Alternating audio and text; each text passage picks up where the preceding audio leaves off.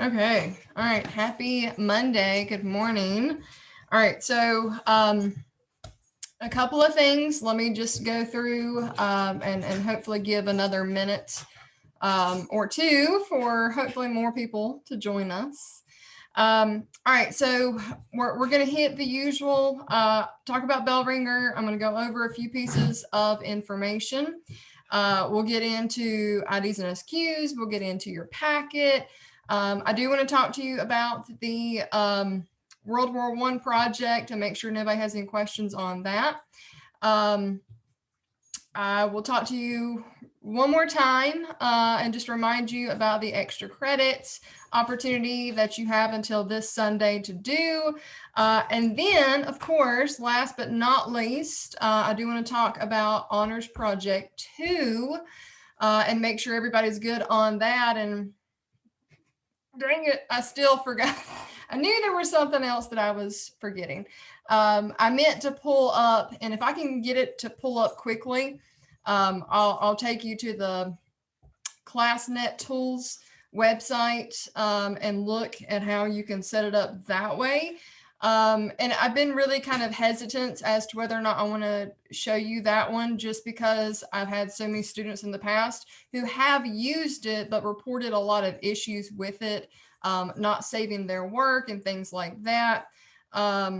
So anyway, I know that there's not any one perfect option as far as a layout and option for that Facebook page.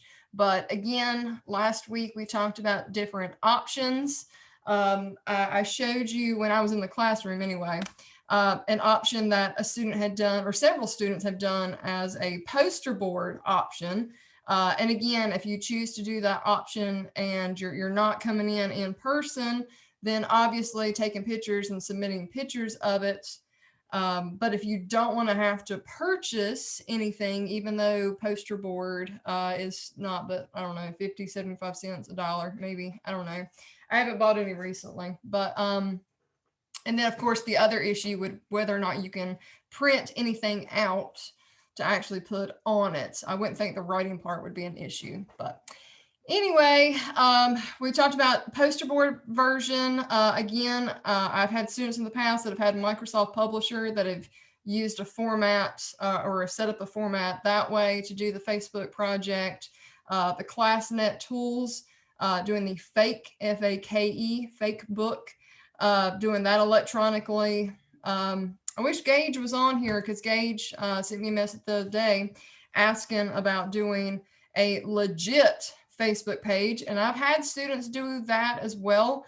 Even though I don't want you to feel like you have to go that option or that route, but it is another option. It's another way to do it. So again, it's whatever you think would work best for you and how you want to set it up. But there are multiple options.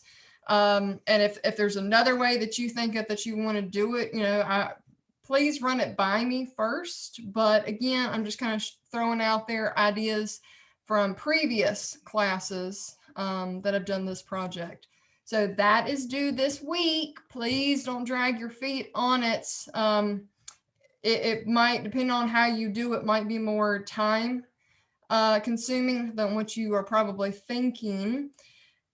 And I just want to remind everybody, and I hate that there's not more people on here for me to remind nicely, that honors projects are not allowed late. I do not accept them late. And unfortunately, some people learn that the hard way on Honors Project 1, and taking a 0 for a project grade is rough. I don't recommend it. So anyway, please be careful on that. Don't push it to the last minute. Even submitting something after midnight, doesn't matter how many minutes after midnight. If it's after midnight, it's late. You have a whole month to work on these projects. Okay. So I'll introduce to you towards the end of this week what Honors Project 3 is. So after you turn in the one for this month, you're halfway through, 2 down, 2 to go. Okay. So anyway, let's get into all the things. All right. And then I'll make sure that nobody has any questions about anything. So again, that was on Honors Project 2. Let's talk very quickly about your bell ringer, and then we'll get into everything else we got going on for this week. So your bell ringer question this morning was a good review from last week. The question was, what ally power pulled out of the war in 1917 and why? So Russia pulls out in 1917 because they have their revolution. Obviously, they've got a lot of things going on at home. They cannot do both. They cannot fight a world war plus be able to work on restructuring, regoverning, and a majority of citizens feel like they didn't support the war to begin with. They do turn communist. We're, fighting a lot of feelings because we don't support communism. However, Russia has always been a long-standing ally, so we almost form a frenemy situation to where, we're still allies, but yet, now we're kind of enemies because we don't agree on views of government and control and operating things with citizens. So anyway, all right, so let's get into it for today. If you missed anything, I did talk very briefly about Honors Project 2 and a few things. If you missed that, you might want to go back and watch the beginning of the recording, but we cannot waste any more time. The other thing that I'm going to say is I will throw out the March calendar this week. Again, we are officially into the second 6 weeks. So, 15 and on are going to be on second 6 weeks. Midterm is coming. After we finish World War I, we'll get into the 1920s, and then it is midterm time. You will have a study guide that you will do in preparation for that. The only other thing I will say before we get into it for this week is that, or for today rather, is that don't forget that tomorrow is another weird day that we've kind of had several weeks. Last week was a weird week with all the things. This week will be another weird week. Tomorrow is our last official virtual day. Yeah. So excuse me. All of my peeps that are either 4-day students or B-day students, I'm really excited. I will see you back in person on Wednesday, and then the rest of my people, I will continue to see you virtually.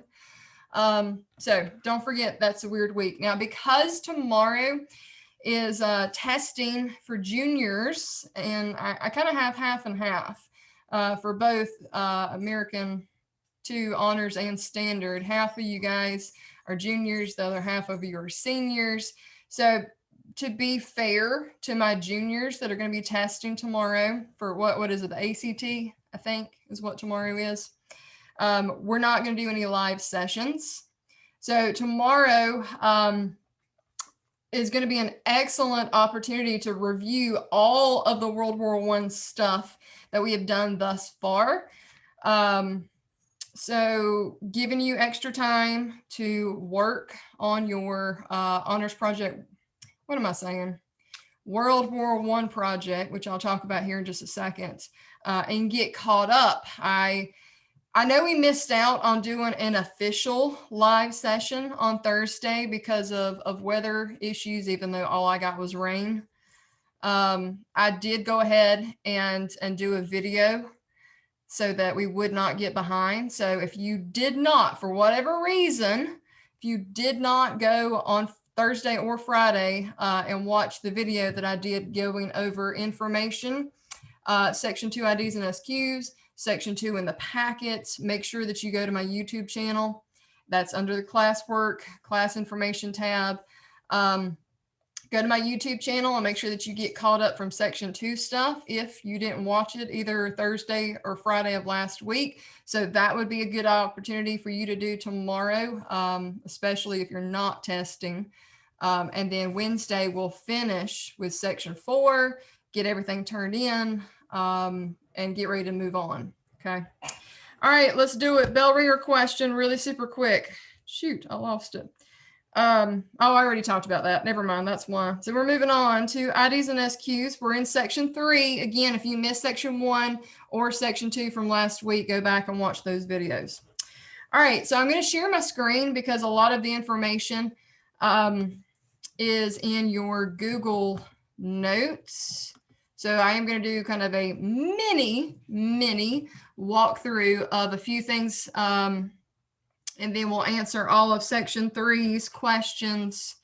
Hold on.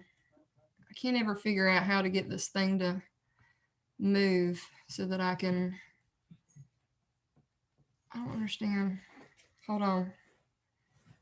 No, that's not what I want. Move out of the way. This is aggravating. Come on, just work.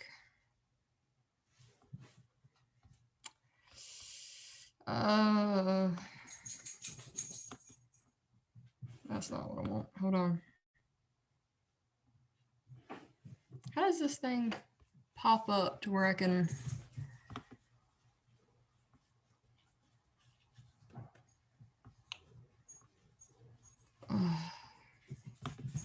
this maybe? I don't know. Let me try this, see if this will work. Nope. All right. For some reason, I cannot get my little bar thing to move out of the way so that I can share what I want to share. It's not moving up today for some reason. All right. Forget it. We're going to scrap it. I'll move on. Okay. It is what it is. All right. So anyway, some of this stuff I talked about last week in my video anyway. So, all right. Section 3, a bloody conflict. Let's get into it. I'll just try and get caught up later with your notes. Question 18 says, what new technologies were introduced in World War I? This is all in the information from that video I did last week on Thursday.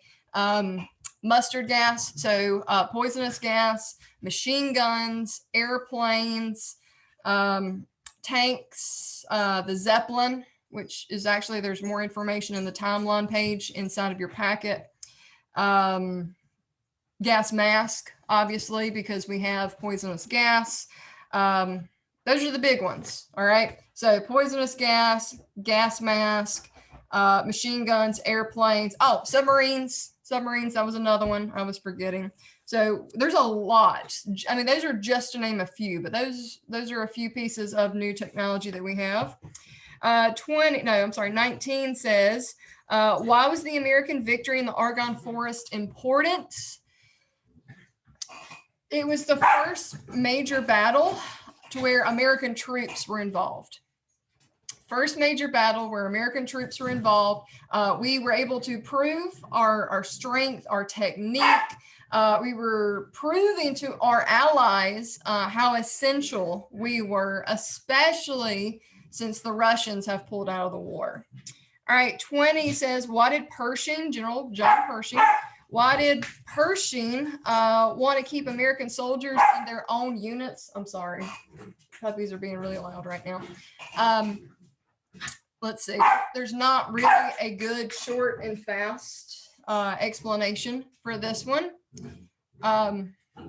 No, Gage, we're in the IDs and SQs for section 3 right now. Why did Pershing want to keep American soldiers in their own units? Because he wanted, how about this? Wanted to keep morale up. Wanted to keep morale up. And here's what I mean by that. American soldiers are fresh. We are coming into the fight where everybody else has been in this war for several years now. So we are, fresh to the battlefield. We are energetic. We're pumped up. We are just raging with enthusiasm to be able to get in and do our part and help support our allies. And he wants to keep that momentum going. He does not want our soldiers to be around these other French and British soldiers that they're tired, they're frustrated. They've seen the hell of war, and they're just like, oh, you Americans, you don't even know. So anyway, he wants to keep morale up. All right, last couple of questions. 21 says, why did President Wilson propose his 14 points? World peace, 2 words.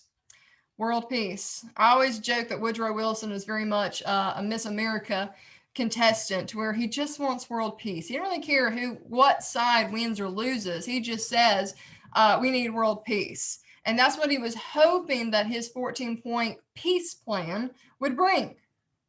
Peace, world peace.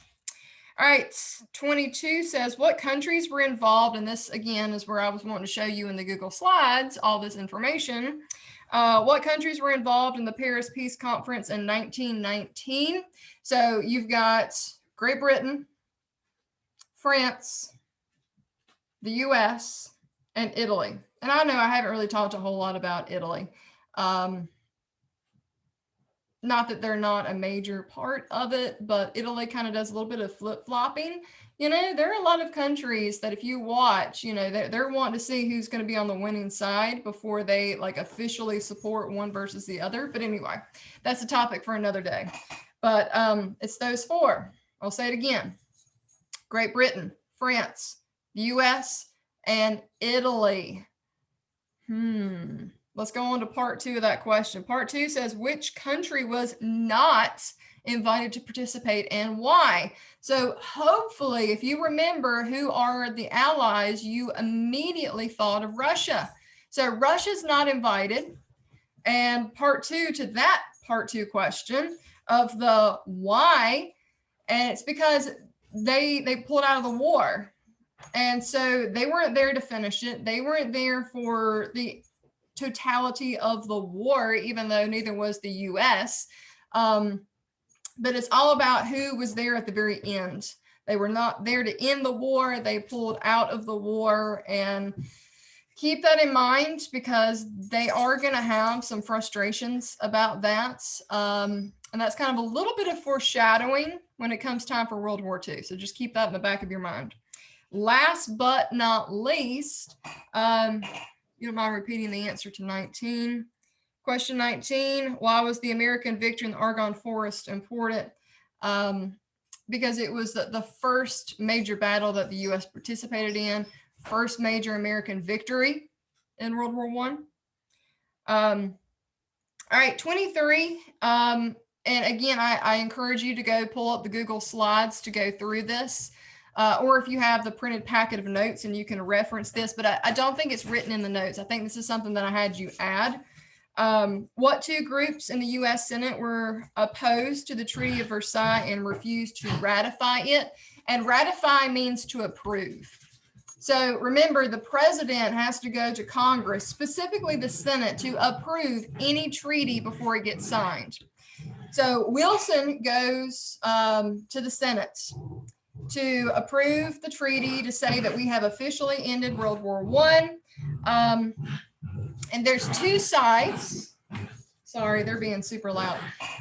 There's two sides, and it is the irreconcilables, and the reservationists. Okay, those are the two groups, irreconcilables and the reservationists. All right, all right, that'll make it easier. The irreconcilables say that you know, we don't feel like we got anything out of it because according to the Treaty of Paris, we don't feel like the U.S. is getting anything out of it. You know, like they're thinking reward. They're thinking, you know, what do we get from our time and effort and energy? Whereas the reservationists are very concerned that we, and I don't mean we as in the U.S., but we as in the Allies are going too far with things because of some of the things that are in the treaty. We blame Germany for it, that Germany was the ones to really start the fighting. We blame Germany. We make them cut down their military. You know, we make them pay war reparations, which is one of your IDs. Reparations are just money payment, you know, for damage, for property damage, for things like that. So they're just really concerned that it's going to cause problems, and it does. The Treaty of Paris is going to be the reason for World War II. All right. And we'll talk more probably on Wednesday about the actual details of the Treaty of Paris itself. But let's see. I know I talked about one of the IDs. Hold on. I lost my place. Armistice, I talked about in the video last week. Armistice means cease fire. So armistice, or the day that we cease fire to officially end the fighting, is November of 1918. National self-determination is just the idea that people should be allowed to bring themselves together to start their own government, their own country. And then League of Nations is the world peacekeeping organization that is actually suggested by Wilson. Wilson is a brilliant man. Had we listened to Wilson, there possibly might not have been a World War II because of all the things he had in his 14-point peace plan, which like 80% of it got neglected. You know, they only took his point of view on a few things, and the League of Nations was one of them. All right, we're going to go to the packets, and then we will be ready to roll on. And again, I know several of you came in late and you missed a lot of things that I was talking about. So I would strongly encourage you to go back and listen to the first little bits. All right, here we are in the packet, section 3. So it should say guided reading 16-3. We're going to skip around just a little bit. But a lot of this stuff is going to be on your quiz for World War I. And without looking at the calendar, I don't remember when I'm going to have you do that. Possibly Thursday, not 100%. Oh, I didn't even think about that. Well, yeah, that's a good question. So the question was that since we don't have a live Zoom tomorrow, and your IDs are actually due tomorrow, I didn't think about that. I'm going to move that due date to Wednesday. Thank you for bringing that up. That was a great point. And hopefully at some point in time, I would have realized that. But anyway, so I will move due dates. Yeah, absolutely. Thank you for the reminder. I will move due dates because, again, our schedule is wacky again for tomorrow. So make myself a note, because if I don't write that down, I'll forget as soon as we get off here, I bet. It's me in my old age. I forget stuff easily. All right, move due dates. Okay, all right, got it. Okay, fantastic. All right, let's get rolling with this packet so I can let you guys go. I'm taking up a ton of time today, and I'm sorry. All right, here we go. Again, I'm going to skip around. I'll let you know what I cut out. All right, section 1, combat in World War I. How did soldiers protect themselves from the powerful artillery fire during World War I? Trenches. All right, we were using trench warfare during World War I. So that's how we're protecting ourselves. Our soldiers are deep down in, like, when I say deep, I mean a good 8 to 10 foot deep trench. Okay, because again, we're having to live in these trenches. And I talk a lot about that in the video that I posted last week. So check that out. Good visual. All right. B says, what other dangers did troops behind the trenches face? Whoops. Hold on. Lost my place again. Gunfire from airplanes, bombs from airplanes, heavy artillery fire from our tanks and guns, like the like the Zeppelin. There's a lot of really heavy artillery from the German side especially. But anyway, so heavy artillery fire, again, airplanes. That's just give me one or two things for that one. All right, next is why did both sides begin to develop new technology? Well, whoever has the better technology is going to be the winner. That's what it comes down to. All right, really. Whoever's got the better technology and the bigger supply. Like, you can have great technology, but then if you can't get the equipment out there to your soldiers, you're not going to win. So it doesn't really matter. So technology and supply. Yeah. So yeah, technology and supply will predict the winner. All right. D, what new technology did the Germans introduce at the second battle? I didn't mean to do that. Hold on. I lost my place again. Tag on it. Oh, poisonous gas. Poisonous gas. Yep. All right. What two military vehicles were introduced during World War One? Zeppelins and airplanes. Yeah. So, think of airplanes as vehicles in the sky. All right. Let's see. All right, section 2, Americans arrive. A, who was responsible for preventing any American ships from being sunk on their way to Europe? And it is Admiral Sims. Admiral Sims, Admiral, Admiral Sims. Let's see. What was Vladimir Lenin's first act after seizing power in Russia in 1917? Pull Russia out of the war.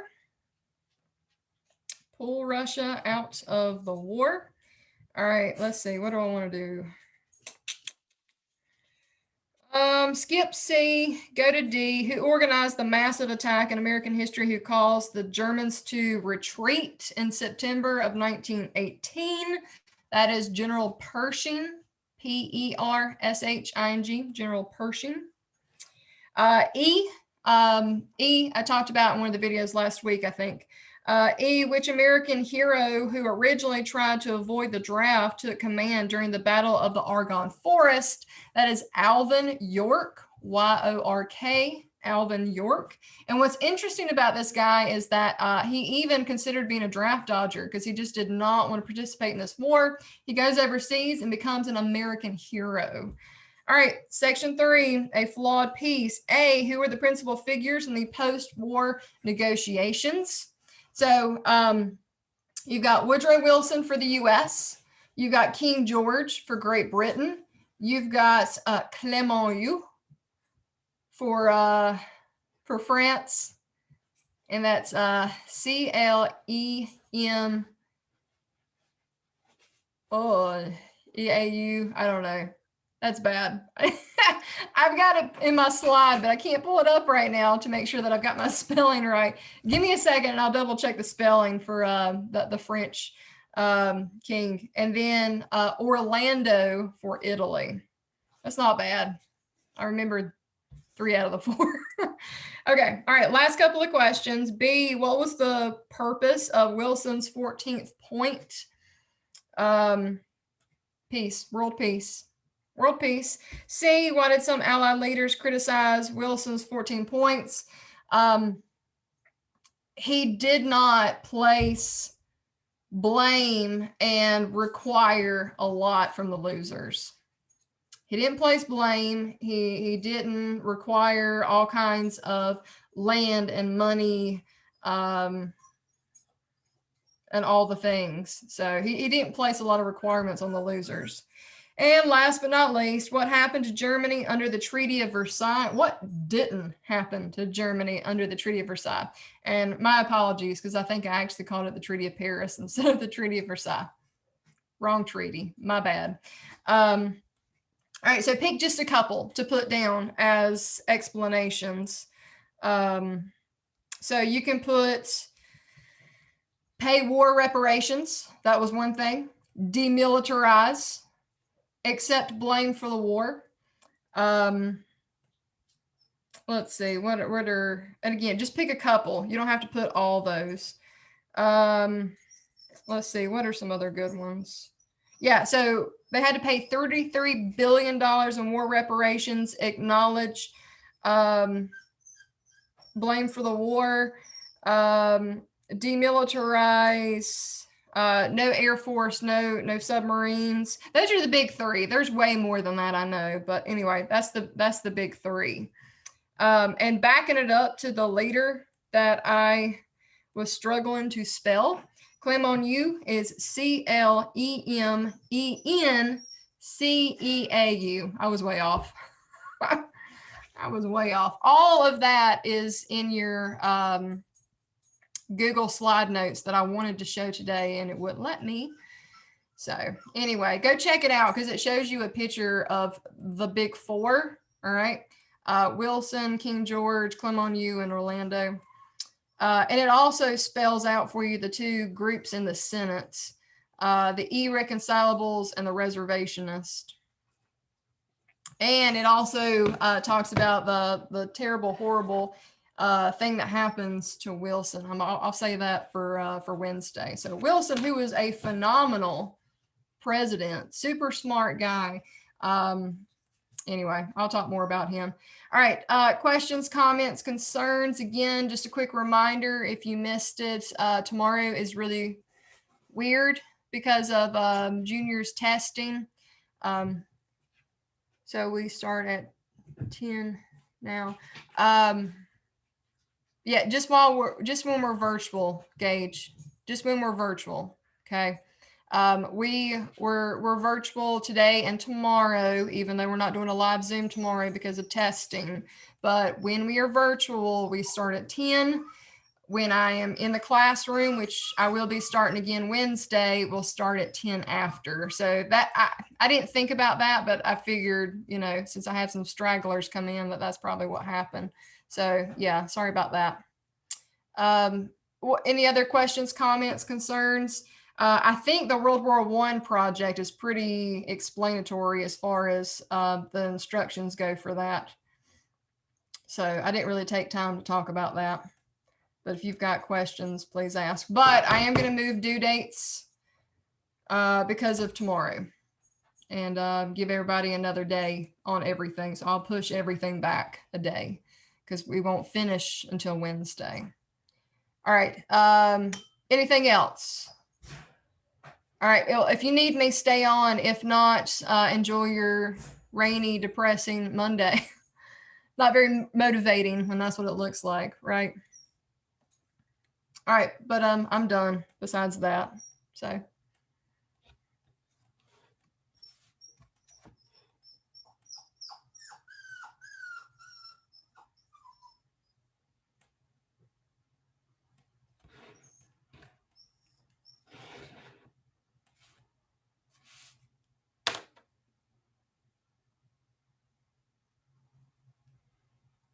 Dalen, did you need me or you just hadn't cut it off yet?